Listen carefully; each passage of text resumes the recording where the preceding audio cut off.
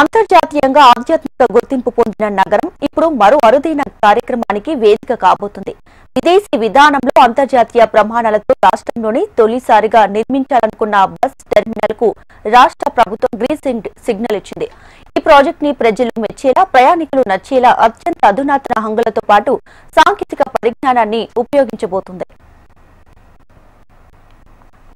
తిరుపతి ప్రతిరోజు లక్షలాది మంది భక్తుల రాకపోకలతో సందడిగా ఉండే ఈ పవిత్ర నగరంలో ఇప్పుడు ఒక కొత్త చరిత్ర రాసుకోబోతుంది. అత్యాధునిక సౌకర్యాలతో భవిష్యత్ అవసరాలకు తగ్గట్టుగా ఒక ప్రపంచ స్థాయి బస్ స్టేషన్ నిర్మాణానికి సీఎం చంద్రబాబు గ్రీన్ సిగ్నల్ ఇచ్చారు. క్యాంపు కార్యాలయంలో జరిగిన సమీక్షలో డిజైన్లను పరిశీలించిన సీఎం యాత్రికులకు సౌకర్యాలు, నగర అభివృద్ధికి ప్రతిబింబంగా ఉండేలా ప్రాజెక్టు రూపుదిద్దుకోవాలని అధికారులను ఆదేశించారు.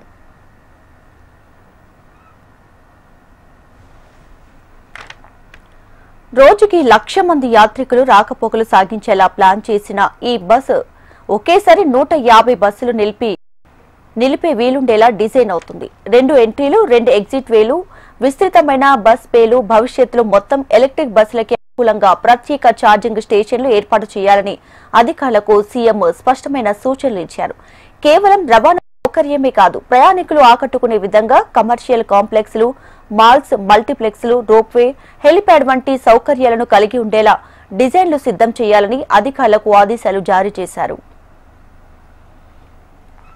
మొత్తం 13 ఎకరాల విస్తీర్ణంలో రూపుదిద్దుకోబోతున్న ఈ ప్రాజెక్టు భవిష్యత్తు తరాలకు దోహదపడేలా డిజైన్ చేయాలని సీఎం సూచించారు. 5 మోడళ్లను పరిశీలించిన ఆయన వాటిని మరింత మెరుగుపరిచి స్టేక్ హోల్డర్లతో సమావేశం నిర్వహించామని అధికారులను ఆదేశించారు. తిరుపతి నుంచి ఆరంభమవుతున్న ఈ ఆధునిక బస్ స్టేషన్ నమూనా రాష్ట్రంలోని మిగతా బస్ స్టేషన్లకు మార్గదర్శకంగా నిలవనుంది.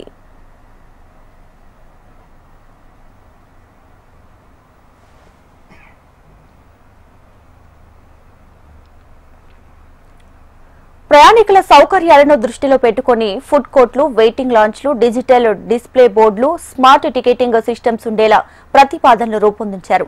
బస్సు సమయాలు, రాకపోకల సమాచారం రియల్ టైంలో అందుబాటులో ఉండేలా అధునాతన సాంకేతికతను ఉపయోగించనున్నారు.